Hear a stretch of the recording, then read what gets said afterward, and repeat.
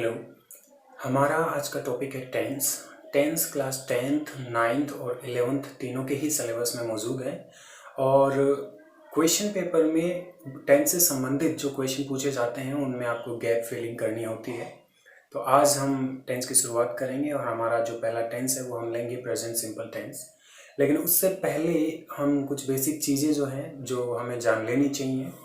तो सबसे पहले हम बात करते हैं टेंस को पढ़ने से पहले सेंटेंस टाइप की। सेंटेंस टाइप यानी कि वाक्य के प्रकार। तो सेंटेंस से मतलब होता है वाक्य और बेसिक जो सेंटेंस होते हैं वो चार तरह के होते हैं। पहला सिंपल सेंटेंस यानी कि साधारण। दूसरा नेगेटिव यानी कि नकारात्मक। तीसरा इंटेरोगेटिव यानी कि प्रश्नवाचक। और चौथा इंटेरोगेटिव नेगेटिव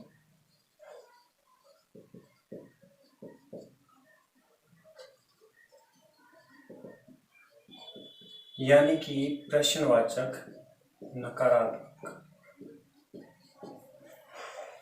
तो ये बेसिक सेंटेंस के चार टाइप होते हैं। और सेंटेंस सबसे पहले हम ये जानते हैं कि सेंटेंस होता क्या है। सेंटेंस का अर्थ होता है शाब्दिक अर्थ वाक्य, और शब्दों के समूह को हम वाक्य कहते हैं, सेंटेंस कहते हैं। जो शब्द से मिलकर एक ऐसा जो शब्दों का समूह है जिसके अंदर ढेर सारे शब्द मिलकर एक पूर्ण अर्थ देते हैं, कोई अर्थ देते हैं, वो उसको हम सेंटेंस कहते हैं। तो अब हम बात करते हैं सेंटेंस के मेन पार्ट्स के बारे में। सेंटेंस के भी कई हिस्से होते हैं, जैसे जो मुख्य पार्ट है वो है सब्जेक्ट, दूसरा मेन वर्ब, तीसरा हेल्पिंग वर्ब और चौथा ऑब्जेक्ट। इसके अलावा टाइम क्लोज, नाउन फ्रेज वगैरह कई और हिस्से होते हैं। मेन जो पार्ट होते हैं वो ये होते हैं, क्योंकि अब टेंस में हम केवल बेसिक सेंटेंस बनाना सीखेंगे तो हम केवल जो बेसिक पार्ट है उन्हीं की बात करेंगे। तो सब्जेक्ट से मतलब होता है कर्ता। कर्ता किसी कार्य को करने वाला व्यक्ति होता है। व्यक्ति की बजाय मशीन हो सकती है, कोई पशु हो सकता है। तो कुछ भी वाक्य में जो एक फंक्शन कर रहा हो, कोई भी बॉडी जो किसी वाक्य में कार्य कर रही हो, वो सब्जेक्ट कहलाती है। मेन वर्ब से अर्थ होता है मुख्य क्रिया। मुख्य क्रिया से मतलब किसी कार्य में होने वाला कार्य। और हेल्पिंग वर्ब किसी टेंस से संबंधित, किसी खास टेंस से संबंधित खास शब्द होते हैं जो उस वाक्य को एक टेंस की कैटेगरी में डालते हैं, जो डिफाइन करते हैं कि इस वाक्य का संबंध इस टेंस से है। ऑब्जेक्ट वस्तु कर्म होता है। तो ऑब्जेक्ट के ऊपर हमेशा मुख्य क्रिया निर्भर करती है, या यूं कहें कि मुख्य क्रिया का सीधा संबंध ऑब्जेक्ट से होता है। ऑब्जेक्ट डिफाइन करता है वर्ब के एक्शन को। तो एक एग्जांपल देखते हैं।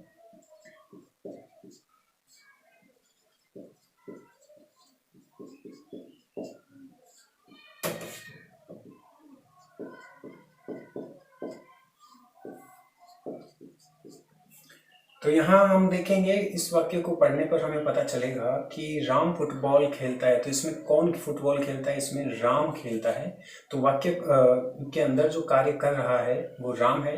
तो किसी कार्य को करने वाला व्यक्ति या वस्तु, पशु जो भी है, वो सब्जेक्ट कहलाता है। इसके बाद में बात करते हैं मेन वर्ब की। तो इसमें क्या कार्य हो रहा है? इसमें कार्य हो रहा है खेलने का। तो जो खेलना है वो हमारी मुख्य क्रिया होती है। इसके बाद में बात करते हैं हेल्पिंग वर्ब। ये हम इस चीज से डिफाइन करते हैं कि वाक्य किस टेंस का है। तो वो अभी जैसे हम टेंस पढ़ेंगे तो उसके अंदर हम जानेंगे कि हेल्पिंग वर्ब क्या होती है। ऑब्जेक्ट, क्रिया जिस शब्द से संबंधित होती है, क्रिया जिस शब्द पर आधारित होती है वो शब्द ऑब्जेक्ट होता है। तो जैसे राम खेलता है तो वो क्या खेलता है, वह फुटबॉल खेलता है। तो ये जो मेन वर्ब है ये फुटबॉल को रिलेट कर रही है, तो जिस वर्ड को वर्ब रिलेट करे वो ऑब्जेक्ट होता है, तो ये ऑब्जेक्ट है। तो ये एक बेसिक सेंटेंस का स्ट्रक्चर होता है।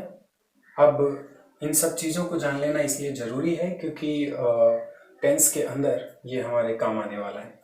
अब हम बात करते हैं बेसिक सेंटेंस स्ट्रक्चर्स की। तो जो टेंस के जो सूत्र होते हैं वो लगभग सभी टेंसेस में सेम ही होते हैं। Subject plus helping verb plus main verb plus object, ये किसी भी साधारण वाक्य का सूत्र होता है।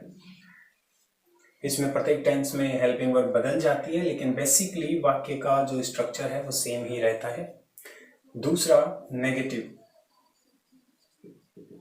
नेगेटिव में subject plus helping verb plus not plus main verb plus object. और इंटेरोगेटिव, इंट्रोगेटिव में WH plus helping verb plus subject plus main verb plus object और एंड में क्वेश्चन मार्क। ये किसी भी इंट्रोगेटिव का सूत्र होता है। इसके बाद में बात करते हैं इंट्रोगेटिव नेगेटिव की। तो इसमें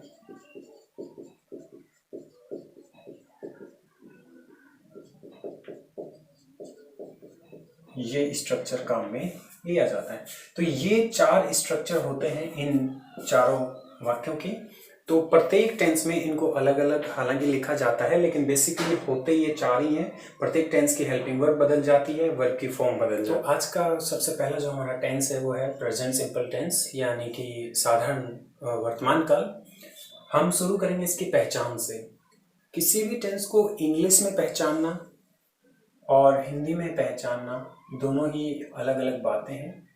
हिंदी में पहचान आप उसके वाक्य के अंत में दिए गए कुछ शब्दों को देखकर कर सकते हैं। इस टेंस में हिंदी के वाक्यों के अंत में ता है, ती है और ते है इत्यादि शब्दों को देखकर पहचान कर सकते हैं। उदाहरण के तौर पर वह अंग्रेजी पढ़ता है, तो इसमें आप यहाँ इस ता है को देखकर पहचान कर सकते हैं और कह सकते हैं कि ये प्रेजेंट सिंपल टेंस में है।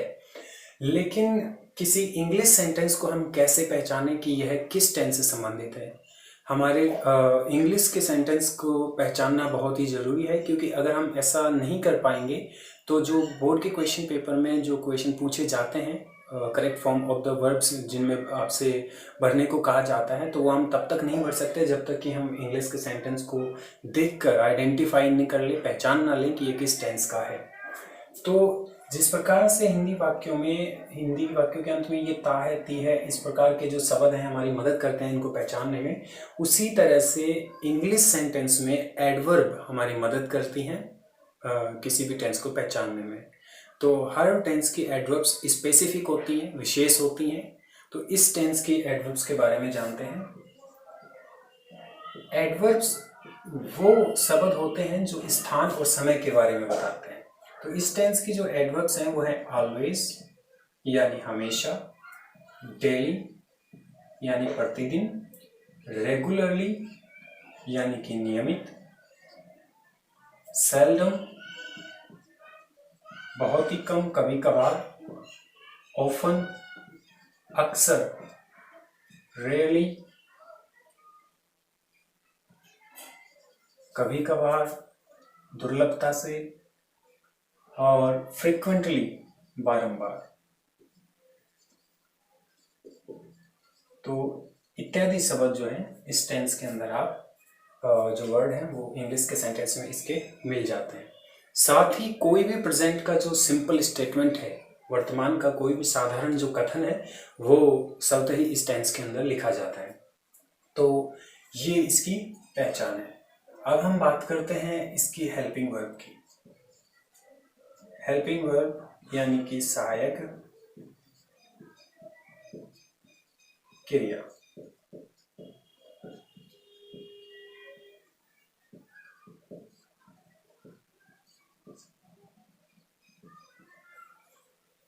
सहायक क्रिया प्रत्येक टेंस की अलग अलग होती हैं और ये कुछ विशेष वर्ड होते हैं जो किसी इंग्लिश टेंस को किसी टेंस से, विशेष टेंस से जोड़ते हैं।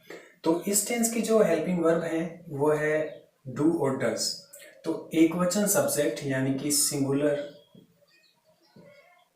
सब्जेक्ट्स, एक वचन कर्ता जिन्हें कहते हैं, यानी कि ही, सी, इट और नाम, ये एक वचन कर्ता कहलाते हैं। तो ही, सी, इट और नेम के साथ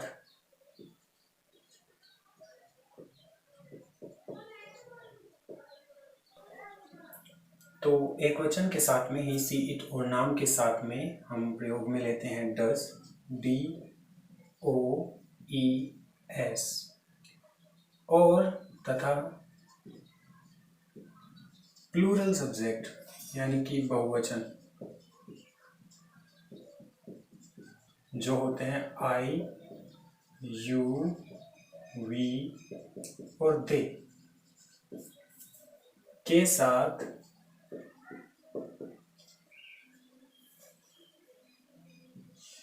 डू का प्रयोग करते हैं, ओ का प्रयोग करते हैं, यानी डू का प्रयोग करते हैं। सिंपल सेंटेंसेस में किसी भी सहायक क्रिया का प्रयोग नहीं करते हैं। Do not use any helping verb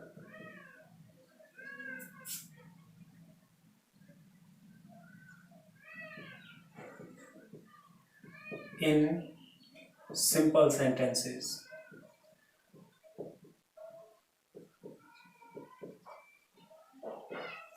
तो अब चाहे सिंपल सेंटेंसेस में सब्जेक्ट आपका सिंगुलर हो, एक वचन हो यानी कि ही, सी, इट और कोई नाम, या फिर बहुवचन हो यानी कि आई, यू, वी, दे, आपको सिंपल सेंटेंसेस में किसी भी हेल्पिंग वर्ब का प्रयोग नहीं करना है, ना डू का ना डज का। नेक्स्ट अब हम बात करते हैं मेन वर्ब की। मेन वर्ब यानी कि मुख्य क्रिया।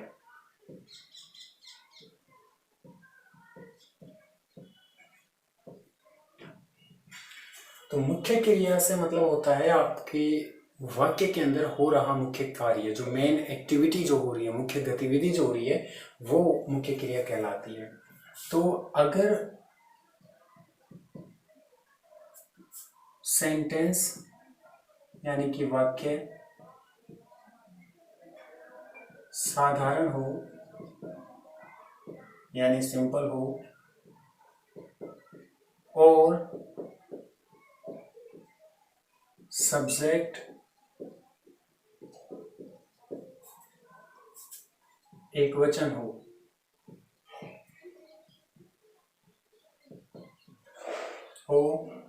तो वर्ब के अंत में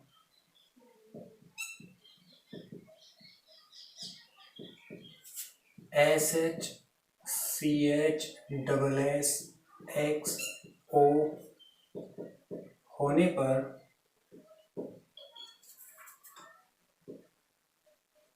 ई एस जोड़ देते हैं। ई एस जोड़ देते हैं। एग्जाम्पल, ही,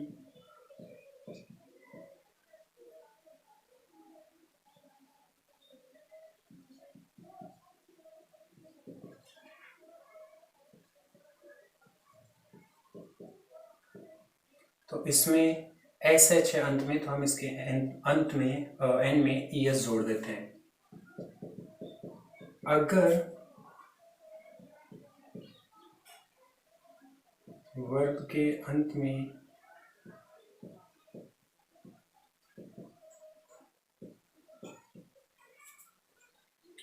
कॉन्सोनेंट यानी व्यंजन हो प्लस वाई हो,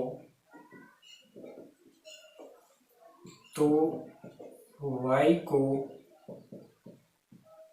हटाकर आई ई एस कर देते हैं।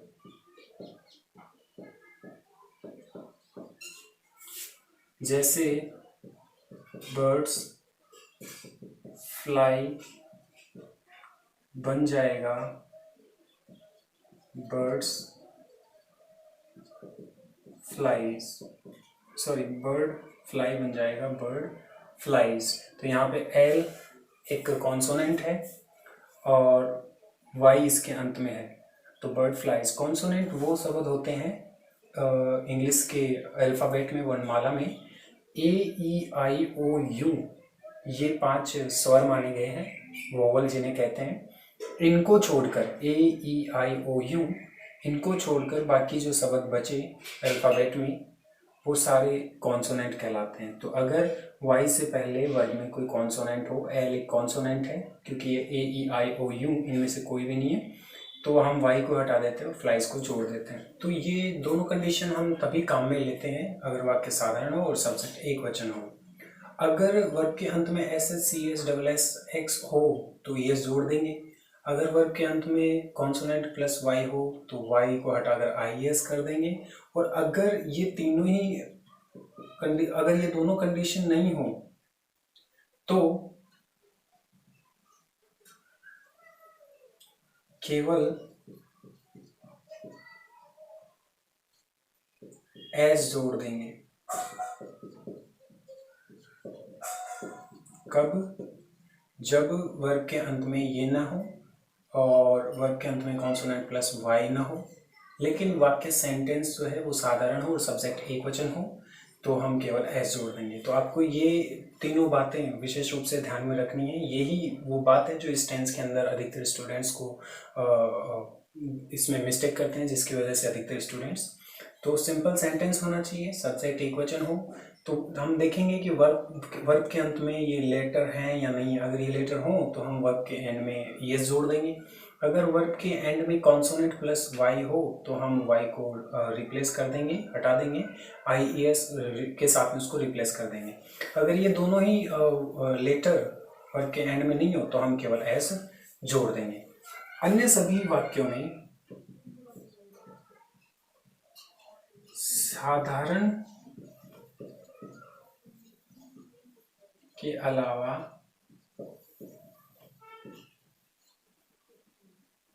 अन्य वाक्यों में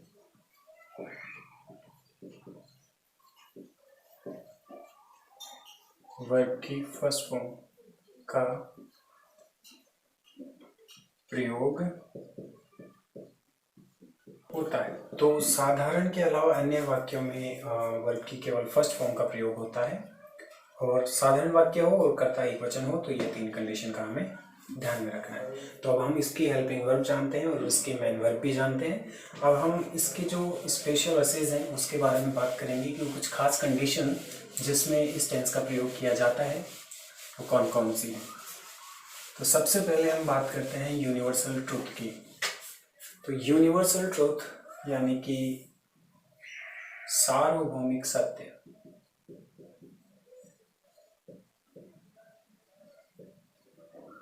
तो यूनिवर्सल ट्रूथ सार्वभौमिक सत्य होता है एक ऐसा सत्य जिसको आप बदल ना सकें, जो शाश्वत है, जैसे कि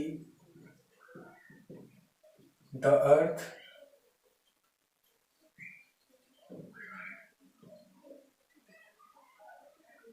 rotates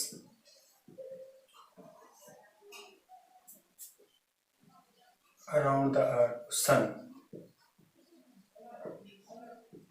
कि पृथ्वी सूर्य के चारों तरफ घूमती है, ये एक शाश्वत सत्य है, ये कभी चेंज नहीं हो सकता, ये अटल है। तो इस प्रकार के जो तथ्य जो अटल हैं, जो बदल नहीं सकते, उस प्रकार के जो फैक्ट होते हैं वो यूनिवर्सल ट्रुथ की कैटेगरी में आते हैं। दूसरा, साइंटिफिक फैक्ट्स, वैज्ञानिक तथ्य जो वैज्ञानिक आधार पर प्रूव्ड है, जिनका वैज्ञानिक आधार है, जो चीज़ें प्रमाणित है विज्ञान के द्वारा, ऐसे तथ्य जैसे कि water boils at 100 degree Celsius. तो बॉइल्स, ये वर्ड की फर्स्ट फॉर्म प्लस एस है, यहाँ भी वर्ड की फर्स्ट फॉर्म प्लस एस है, तो यहाँ भी एस है। तो इस प्रकार से हम यहाँ भी प्रेजेंट सिंपल टेंस का प्रयोग करेंगे वैज्ञानिक तथ्यों के लिए। तीसरा, न्यूज़ हेडलाइंस। न्यूज़ हेडलाइंस होती हैं मुख्य समाचार। तो मुख्य समाचारों की जो हेडलाइन होती है, समाचार की जो हेडलाइन होती हैं, उसके लिए भी हम इस टेंस का प्रयोग करते हैं। उदाहरण के तौर पर, इंडिया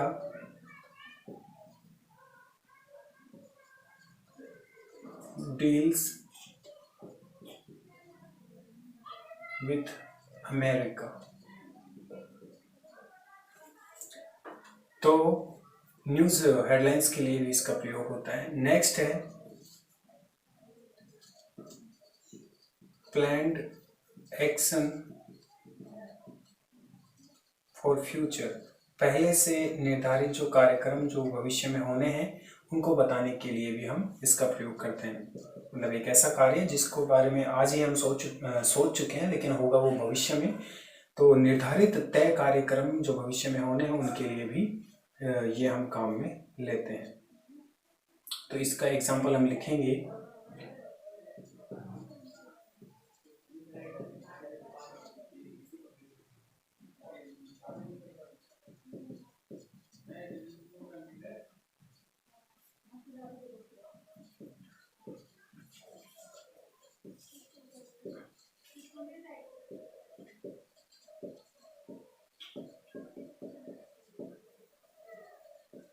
नेक्स्ट वीक कि जो चीफ मिनिस्टर हैं वो इस प्रोजेक्ट का उद्घाटन जो है वो अगले वीक करेंगे।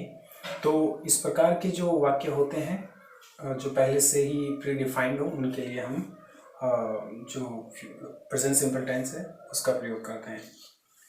नेक्स्ट है daily action, daily regular actions. ऐसे कार्यक्रम जो रोज होते हैं, नियमित होते हैं, उनके लिए आप इस टेंस का प्रयोग करते हैं। एग्जाम्पल,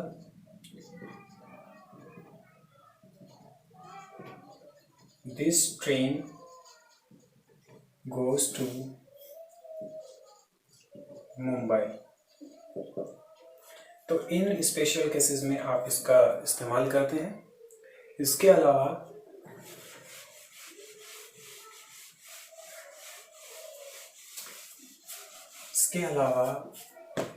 लाइव रिपोर्टिंग के लिए भी हम इसका प्रयोग करते हैं, यानी कि कमेंट्री के लिए या लाइव किसी रिपोर्ट को देने के लिए। Example, the bowler throws the ball. कहने का मतलब गेंदबाज ने गेंद फेंकी। तो ये एक लाइव मैच का एक कमेंट्री हो सकती है, तो इसके लिए भी हम इसको काम में लेते हैं। नेक्स्ट है प्रोवर्ब्स और क्योटेशंस के लिए। तो जो कहावत है उनके लिए, तो जो भी कहावत होती है उन सभी के लिए हम प्रेजेंट सिंपल टेंस काम में लेते हैं। All that glitters is not gold. सब कुछ जो चमकता है वो सोना नहीं होता। तो इस प्रकार की जो भी कहावतें होती हैं उनके लिए हम इस टेंस का प्रयोग करते हैं। अब हम जानते हैं इसके सेंटेंस स्ट्रक्चर्स को जो हमारी मदद करेंगे हिंदी से इंग्लिश में वाक्य को ट्रांसलेट करने में। तो सबसे पहले बात करते हैं सिंपल सेंटेंस की। तो सिंपल सेंटेंस में सब्जेक्ट प्लस वर्ब की फर्स्ट फॉर्म प्लस एस या ईएस प्लस ऑब्जेक्ट आपको लगाना होता है। हेल्पिंग वर्ब का प्रयोग नहीं होता है, जैसा कि आपको पहले बताया जा चुका है। नेक्स्ट जो सेंटेंस टाइप है वो है नेगेटिव।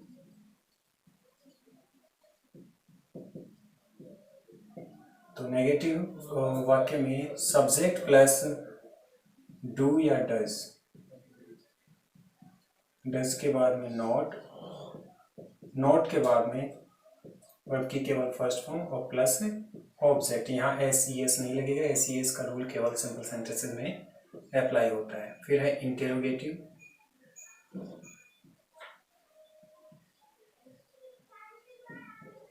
इंट्रोगेटिव सेंटेंस में आपको सबसे पहले डब्ल्यू एच, फिर आपको हेल्पिंग वर्ब,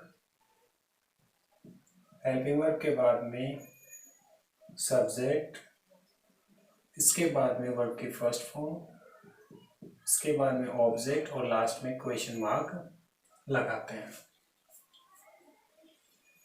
इसके बाद में है इंट्रोगेटिव नेगेटिव यानी कि प्रश्नवाचक नकारात्मक। तो इसमें सबसे पहले डब्ल्यू एच वर्ड,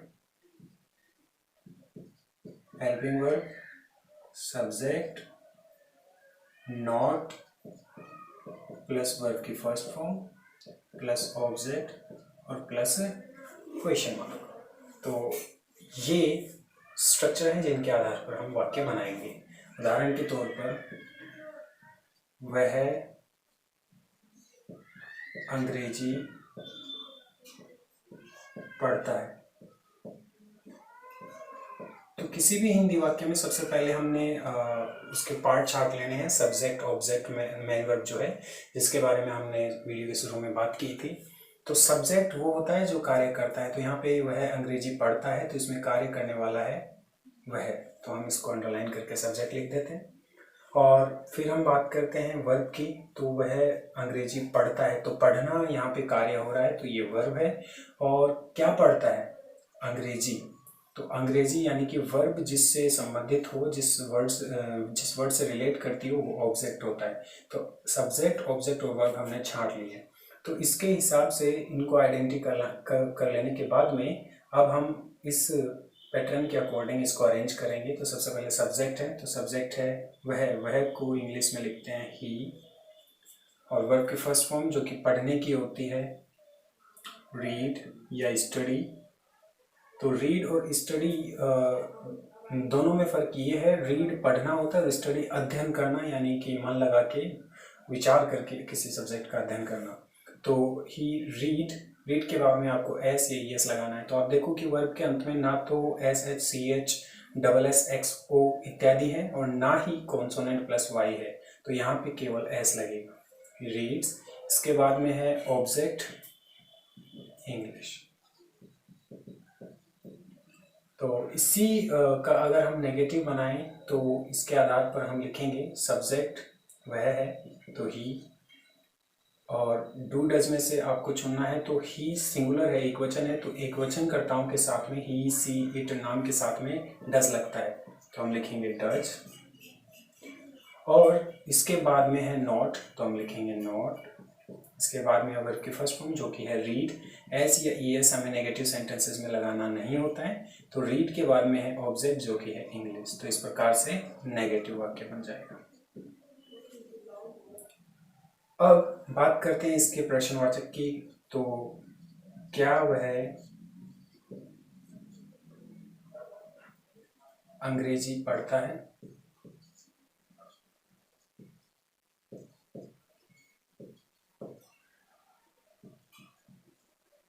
तो प्रश्नवाचक वाक्यों का जवाब देते समय या वाक्य बनाते समय हमें ध्यान में रखना होता है कि अगर क्वेश्चन हाँ या ना टाइप का हो, कि जिसका जवाब हाँ या ना में दिया जाए, जैसे कि क्या वह अंग्रेजी पढ़ता है, तो इसका जवाब या तो आप हाँ में देते हो या फिर आप ना में देते हो। जैसे कि हाँ मैं अंग्रेजी पढ़ता हूँ या नहीं मैं अंग्रेजी नहीं पढ़ता हूँ। तो यहाँ पर क्या होने पर भी हम वाट नहीं लगाते हैं अगर प्रश्न का जवाब हाँ या ना में दिया जाएगा। तो हम ये पढ़कर वाक्य को अच्छे से देख सकते हैं, समझ सकते हैं कि क्या इस क्वेश्चन का जवाब हाँ या ना में दिया जाना चाहिए। तो अगर हाँ या ना में दिया जाना चाहिए तो हम उस क्या वर्ड का व्हाट नहीं लिखते हैं, हम सीधे हेल्पिंग वर्ब से सेंटेंस स्टार्ट करते हैं। तो हेल्पिंग वर्ब होगी हमारी डज, क्योंकि सब्जेक्ट हमारा एक वचन है, अंग्रेजी ऑब्जेक्ट था हमारा और पढ़ना वर्ब था। तो डज के बाद में WH को हमने छोड़ दिया क्योंकि ये क्वेश्चन यस और नो टाइप है। हेल्पिंग वर्ब पे आते हैं तो डज, सब्जेक्ट है आपका ही, वह, और वर्ब है आपकी पढ़ना, तो पढ़ने की होती है रीड, और फिर है आपका ऑब्जेक्ट जो कि है इंग्लिश, तो डज ही रीड इंग्लिश, और लास्ट में क्वेश्चन मार्क लगा देते हैं। और इंटरोगेटिव नेगेटिव बनाने के लिए क्या वह अंग्रेजी नहीं पढ़ता है, तो इसके लिए आपको तो लिखना है डज,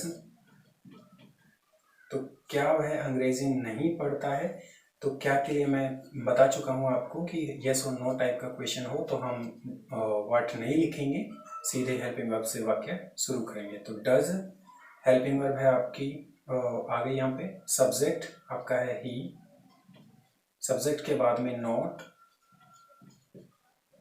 नोट के बाद में वर्ब, तो वर्ब आपकी है पढ़ना, और इसके बाद में ऑब्जेक्ट जो कि है इंग्लिश, और क्वेश्चन मार्क लगाते हैं। तो इस प्रकार से आपका ये टेंस पूरा हो गया। तो एक्सरसाइज के लिए आप ग्रामर वगैरह में इसके एक्सरसाइजेस देखें और इनको सॉल्व करने का अटेम्प्ट करें।